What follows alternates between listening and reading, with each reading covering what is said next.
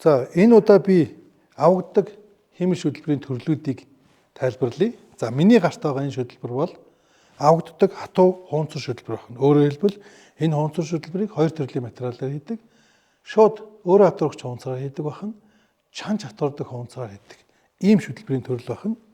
За дараагийн миний энэ гарт байгаа энэ шүтлбэр бол ард иргэдийн маань өнөөдөр ихээхэн хэрэглэж дадсан уян шүтлбэр байна. За энэний талаар ярив. За үүний дараа иргэд маань бас өнөөдөр бас таагүй ханддаг болсон гэхүү нэг шүтлбэр бол энэ металл каркастай хуунцар шүтлбэр байна. За энэ гурван төрлийн ялгааг хэлье. Энэхүү хатуу хуунцар шүдийг Улаанбаатар хотын орон нутагт байгаа химийн шүдний бүх эмчнэр хийж дадсан. Гагцгүй энэ шүтлбэр тийм муу шүтлбэр биш. Зөвхөн энэ шүтлбэрийн энэ харагдаж байгаа ягаан хэсэг буюу хуунцрыг чанж хатуурдаг хуунцраар хийгээд сайн өнгөлөөд өгчих юм бол удаан хугацаанд хэрэглэхэд аюулгүй шүү гэдгийг хэлмээр байна.